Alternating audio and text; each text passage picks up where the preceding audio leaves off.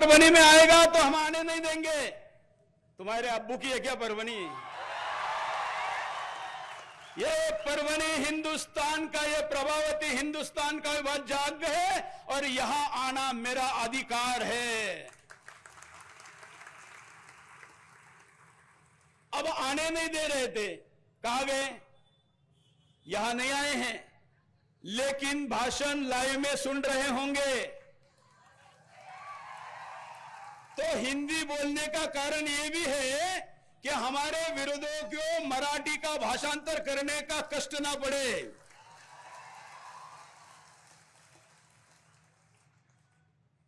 मित्रों, यह आज की स्थिति है 2024 की।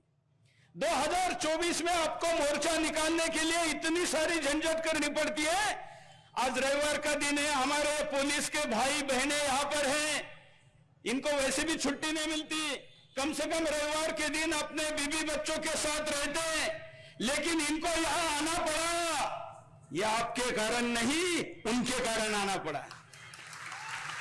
आपका रविवार खराब करने का पाप हमारा नहीं है, किसका है? रविवार भी खराब होता है, जुम्मा भी खराब करते हैं, लेकिन कोई बात नहीं, आज का आपका एक पल भी खराब होने नहीं दूंगा। आज आप भी ऐसी जानकारी लेंगे कि हर पुलिस वाला भी घर पर जाकर अपने बच्चों को बताएगा कि यह बोला गया है। वो मैं क्या बोलने वाला हूं, वो क्या बोलने वाला हूं, हमारा कल का भविष्य क्या है और वो सुरक्षित करने के लिए हमको क्या करना है। क्योंकि समस्या तो सभी बताते हैं, केवल समस्या बताने से काम नहीं होने वाला। और वैसे भी सुदर्शन का नारा है, केवल समस्या नहीं समाधान भी, और इसलिए हम समाधान की तरफ लेकर जाते हैं। और मित्रों, इसलिए आज के कार्यक्रम में बांग्लादेशी हिंदुओं के साथ हम खड़े हैं, ये बांग्लादेश में भी पता होना चाहिए। इसलिए भी उनके विषय में हमने श्रद्धांजलि देकर हिंदी में संबोधन शुरू किया है। बांग्लादेश हो, पाकिस्तान हो, यहाँ के हिंदुओं पर अत्याचार क्यों हुए? इसलिए हुए, पहला तो शेर है, ढाका के हिंदुओं को लगा यहाँ के मखमल का काम, मलमल का काम हमारा है, ये तो हमारे पास जॉब कर रहे हैं, नौकर हैं, ये हमारा क्या बिखार लेंगे। यही कुछ कश्मीर के हिंदुओं को लगा कि केसर के बिजनेस हमारे, सेब के बागान हमारे हैं, ये तो हमारे यहाँ पर जॉब कर रहे हैं, हमारा क्या बिगाड़ लेंगे। लेकिन संख्या घटती गई, जैसे जैसे जनसंख्या का अनुपात बिगड़ता गया, उसके बाद उनके यहाँ जॉब करने वाले, जिनको चाचा ताऊ कहते थे, उन्हीं के लड़कियों के बलात्कार उन्होंने किए। मस्जिदों पर कश्मीर में या बांग्लादेश में स्पीकर लगाकर जिन्होंने कहा तुम्हारी संपत्ति और तुम्हारी बहू बेटियों को छोड़कर यहां से चले जाओ, वो कौन थे? वो वही थे जो कुछ समय पहले तक उनके साथ भाईचारे की बातें करते थे। आज बांग्लादेश के वीडियो, क्योंकि डिजिटल है, युग है, इसलिए हमारे पास केवल शब्दों से कहानियां नहीं आ रही है, वीडियो से आ रही है। एक हिंदू बहन जो केवल भगवा कपड़ा पहनकर रहती थी, इसलिए उसके गली के जिहादियों ने 15 जिहादियों ने एक महिला का बलात्कार किया। पाप क्या था? भगवा कपड़ा पहनती थी, हिंदू थी, ये उसका अपराध। अगर इस्लाम कबूल कर रही थी तो शायद उसके बाल को भी हाथ नहीं लगता, लेकिन हिंदू होने की कीमत चुकानी पड़ रही है। आप जानते हैं, वीडियो आपने देखा कि कैसे एक ही परिवार के 8-9 सदस्य को एक ही साड़ी के पल्लू से गले में फंदा डालकर घर के अंदर टांग दिया। जितने सदस्य थे, साड़ी से उनके गले में फंदा डालकर फांसी मारकर उनको टांग दिया। आपने देखा कि जिस हनुमान जी का मंदिर का हम मारुति राय का दर्शन करते हैं, जिस इस्कॉन के मंदिर ने विभाजन के समय प्रतिदिन 2.5 से 3 लाख मुसलमानों को वर्षों तक अन्न छत्र चलाया, जब बारी आई तो सबसे पहले इस्कॉन के मंदिर को जलाया गया। चुन चुनकर सोशल मीडिया पर छत्रपति शिवाजी महाराज का जयकारा बोलने वाला, जय श्री राम लिखने वाला, अयोध्या के मंदिर पर हाथ जोड़ने वाले हिंदुओं के पोस्ट को निकाला गया, उनके घरों को चिन्हित किया गया। उन्हीं पर पहला हमला किया गया। क्या ये हिंदू होने की कीमत जो बांग्लादेशियों ने आज चुकाई, कल परभनी वालों को भी चुकानी पड़ेगी, कल महाराष्ट्र वालों को भी चुकानी पड़ेगी। आप जानते हैं, बुरा लगेगा कि मैं आकर क्या बता रहा हूं, लेकिन आपके यहां पर भी हिंदू मुसलमान जनसंख्या का अनुपात बिगड़ गया है। महाराष्ट्र तो बड़ी खतरनाक स्थिति में है। कभी महाराष्ट्र में 100% महाराष्ट्र के हिंदू हुआ करते थे, आज महाराष्ट्र का नंबर 21वां है, 21।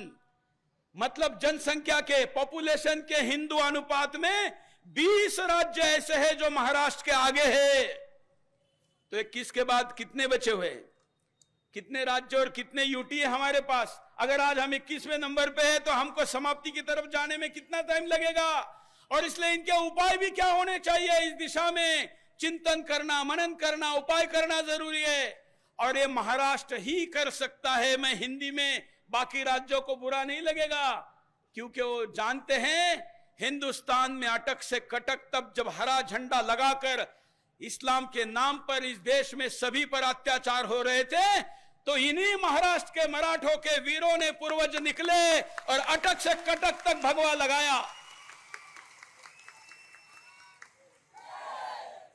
किसी पे अत्याचार किया क्या? किसी पे अत्याचार किया?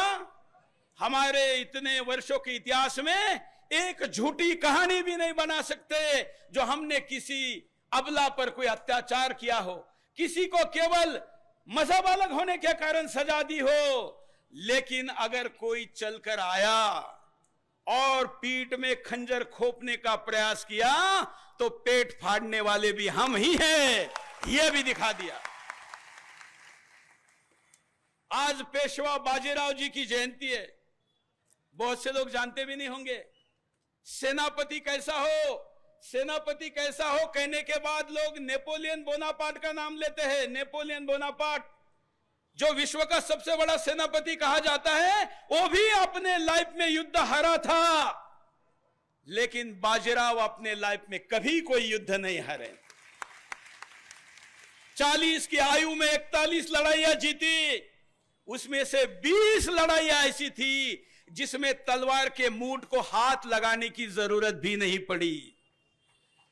ऐसे वीर आज जिस भूमि से पैदा हुए, छत्रपति शिवाजी महाराज जी की यह भूमि, हमारे यहां तो कोई ऐसा गांव नहीं है जहां से कोई ना कोई योद्धा निकलकर हिंदुस्तान से अटक से कटक तक नहीं गया हो। सोचिए कि उस समय का हमारा पॉपुलेशन कितना था और हम कितने बड़े क्षेत्र पर युद्ध करते थे।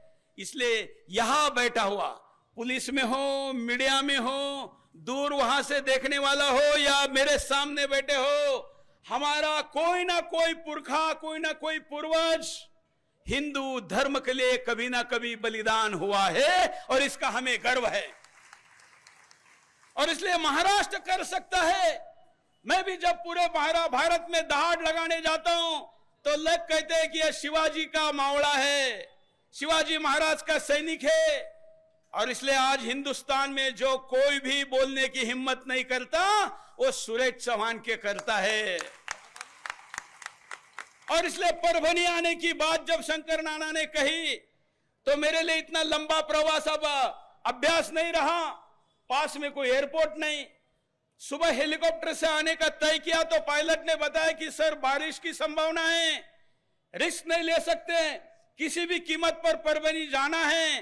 तो कल 9 घंटे की यात्रा करके परभनी में पहुंचा हूं, 9 घंटे की, केवल इसलिए कि यहां तक जाए और अपनी बात को कहे। तो मैं क्या बात कहना चाहता हूं? पहले तो यह बात कहना चाहता हूं कि आज परभनी के इस सभा से मैं एक ऐतिहासिक बात करने जा रहा हूं। वो किसी जिला के सभा में अभी तक नहीं हुई है। यही लिखा जाएगा कि पेशवा बाजीराव जी के जयंती पर और वसंतराव नाइक जी के पुण्यतिथि पर बांग्लादेशी हिंदुओं के लिए आयोजित सभा में बांग्लादेश का विभाजन करके हिंदू देश बनाने की मांग की गई। कौन कौन मेरे मांग से सहमत है? हाथ उठाइए। बांग्लादेश का विभाजन करके, आप भी उठा सकते हो भाई, बिल्डिंग पे काम करने वाले मोबाइल से वीडियो बना रहे हो, बताओ, हाथ ऊपर करो। हाँ देखो, उसने भी किया। तो हाथ नीचे करिए। मैं क्यों ऐसा कह रहा हूं, ऐसा संभव है क्या? तो हिंदुस्तान का विभाजन किस आधार पे हुआ था? यह कहते हुए हुआ था कि भारत का मुसलमान हिंदू के साथ रहना नहीं चाहता, इसलिए उसको मजहब के नाम पर, इस्लाम के नाम पर पाकिस्तान दे दो। तो मैं परवरी के इस भूमि से कहना चाहता हूं कि बांग्लादेश का हिंदू भी बांग्लादेश के मुसलमानों के साथ रहना नहीं चाहता, इसलिए उसको हिंदुस्तान, हिंदू देश दे दो। आप कहेंगे कि कैसे देंगे? अरे भाई, जो बांग्लादेश दिया ये तो पाकिस्तान था ना, हमारा ही हिस्सा था, पूर्व हिंदुस्तान था। जब पूर्व हिंदुस्तान पाकिस्तान के नाम पर बांग्लादेश पाकिस्तान को दिया, बाद में बांग्लादेश हमने बना दिया।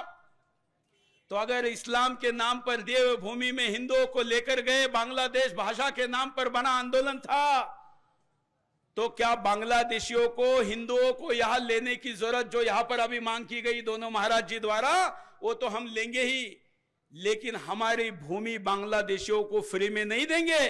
और इसलिए बांग्लादेश का विभाजन करके उसके अंदर हिंदू देश बन सकता है। दूसरी बात, किसी को कुछ पता हो ना हो, इन दिनों फिलिस्तीन सबको पता है ना? कहां है पता नहीं। ठेला लगाने वाला मुल्ला भी कहता है कि फिलिस्तीन अलग देश होना चाहिए। कहां है पता नहीं। लेकिन फिलिस्तीन की फिलॉसफी क्या है, मांग क्या है? इजराइल, 2 नेशन थ्योरी, 2 द्विराष्ट्रवाद, ये न करके अब फिलिस्तीन को